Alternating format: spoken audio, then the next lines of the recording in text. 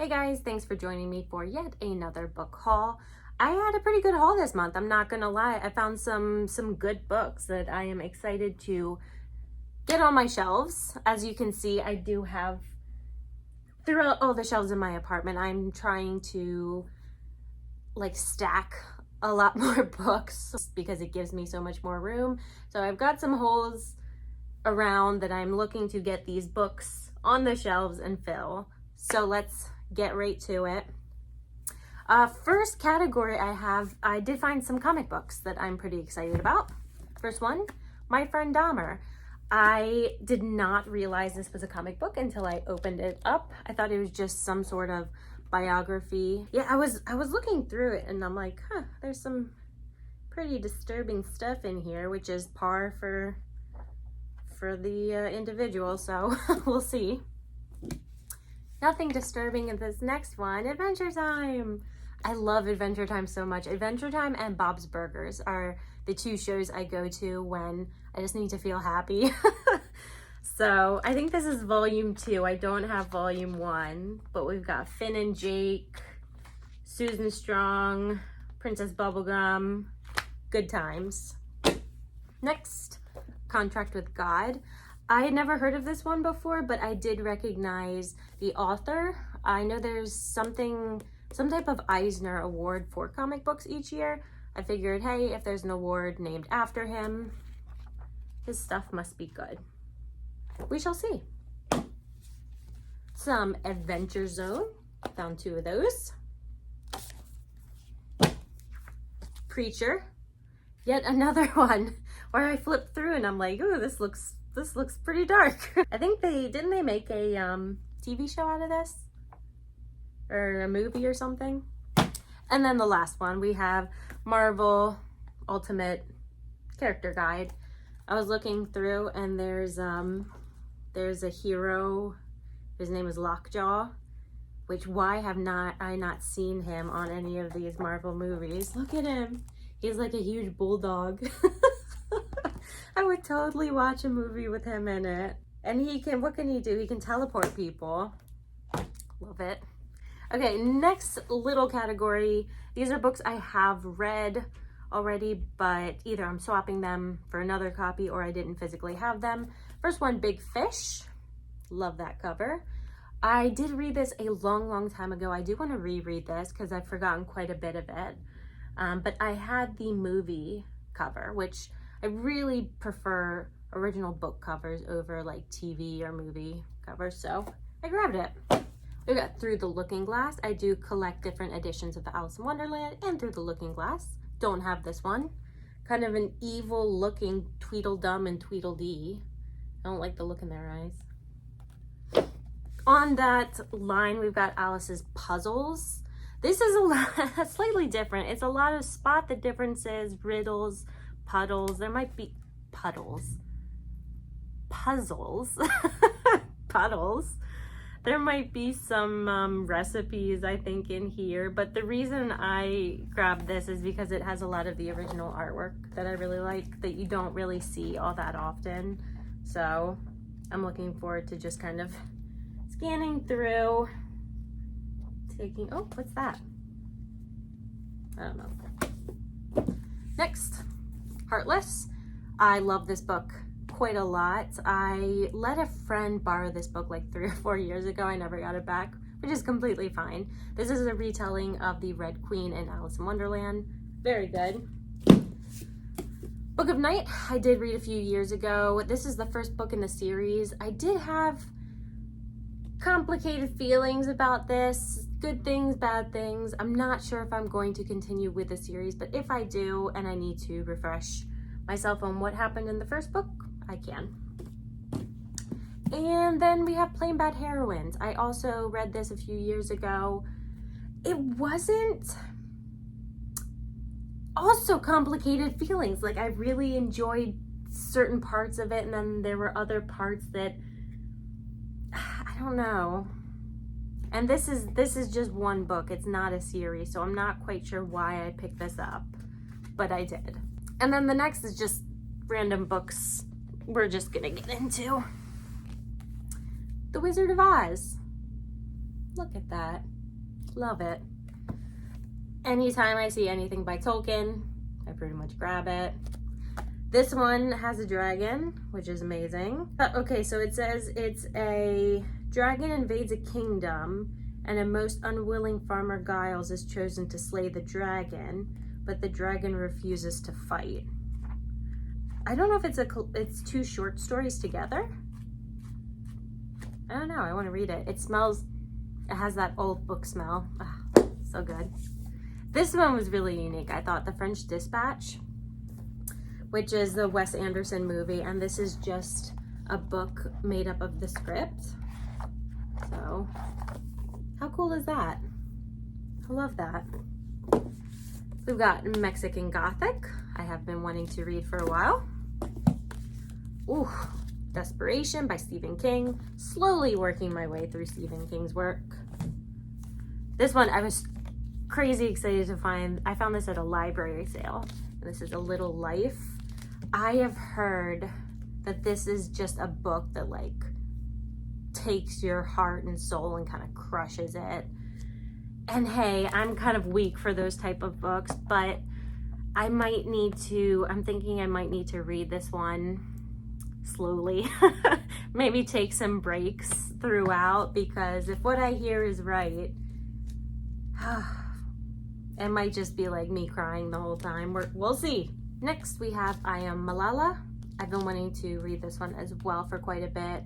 She's so inspiring, just her whole story, how brave she is, the things that she's been through and accomplished in her short life thus far. So to hear things in her own words, I think we hear about her a lot, but I want her to tell me. So I'm looking forward to that one. The It Girl, Ruth Ware. Things Fall Apart. I think I have a copy of this that's really battered.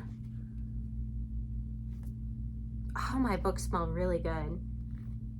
Oh, that smells really good. Sorry, I know that's probably slightly creepy. The Coma. Never heard of this. This sounds fascinating though. So Carl awakens from a coma to a life that is disconcertingly off. He arrives at his friend's house without knowing how he got there, nor do they.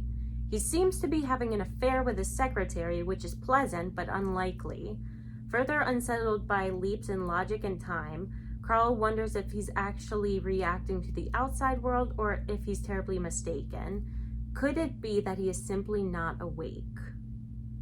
And this is the guy who wrote the screenplay for 28 Days Later, which is really interesting. But yeah, it's just kind of this, what is reality, what is not. It's got some creepy swing, creepy stairs, creepy shadows. Yeah, I'm excited to read this one. Unsettling. That's something I look for in books. If it's going to be horror, I like the unsettling aspect. We've got two more plays by Tennessee Williams, best known for a streetcar called Desire, but this is Orpheus Descending and Suddenly Last Summer. Orpheus Descending I think I've heard of. Suddenly Last Summer I never have, so. Next we have Aurora. Pretty cover. I don't think this is quite apocalyptic, but it is about how I think like all the lights go out in her, not just her town, but around the globe. Power goes out, lights go out, chaos. Well, yeah, I guess it is kind of an apocalyptic novel. But her brother is crazy wealthy and they're estranged, and he has like a bunker built for this sort of thing. So she goes there to seek shelter from him, and I guess their relationship is super complicated and things start coming out, that lots of tension and stuff. I don't know, we'll see. Next we have The Whalebone Theater. All I know is this is about a whale that washes up, the corpse of a whale washes up to shore. Some orphans find it and build a theater out of its bones, I think. Which sounds really weird and awesome. But I guess it looks like it continues through World War II. Huh. Oh, they become British secret agents. All right, that sounds cool. What do we have next? Alas, Babylon. The classic apocalyptic novel that stunned the world. I don't know why I'm buying so many apocalyptic novels, but I thought this one would be interesting just because it is older. Like, we get a lot of them nowadays, but I haven't read a ton of the ones that have been around for a while, so. Oh boy. When You Were Engulfed in Flames, Dave Sedaris. I find his books everywhere, and the one book that I've read of his I did not like, but I am determined to try some of his other ones, so I really need to get started on that. I really hope I like some of the other ones. I just don't know which one to start. We've got a Holly Black book called White Cat. The last book I read from her was just a bit too young. I ended up DNFing and getting rid of, but maybe this one will be different. A Family of Curse Workers. And, you know, if it's too young, then that's okay. We'll just give it to someone who is at that age. But first, we're going to test it out. Evicted. I've heard really good things about this. Won the Pulitzer. It follows, I believe, 8 families as they struggle financially across the U.S. I think it's just in the U.S. Oh, 8 families in Milwaukee as they struggle to keep a roof over their heads. Okay, let's try and blast through some of these because I know I'm kind of lingering on every book. We've got Look Both Ways. We've got Lemony Snicket's When Did You See Her Last? Love Lemony Snicket. Loved A Series of Unfortunate Events. That was like a huge series for me in middle school. I haven't tried this new series, so if it gives me kind of that nostalgic feel, that would be great. We've got The Subtle Art. I'm not crazy about self-help books typically, but I've heard good things about this. It won't hurt. Daughters of Sparta. You guys know I'm always here for some type of mythological Greek retelling. We have The Beautiful and the Damned by F. Scott Fitzgerald. I think I read this one. Okay, this next one, I got Lolita. I don't know if I'm ever gonna read this. I've always kind of shied away from this book just a bit. I know people who've read it typically have polarizing opinions about whether, like, the author's intention in writing it. The only convincing love story of our century. That doesn't sound right. No, that sounds wrong. We've got Instructions for a Heat Wave. The London Seance Society. I think I'm going to be reading this one next month. Like a River Glorious. This is the second book in the series. The first one, Walk Upon the Earth a Stranger, I think. Walk on Earth a Stranger. Damsel. A lush, sweeping, gorgeous fantasy. Yes, please. Another Brooklyn. Beautiful Losers by Leonard Cohen.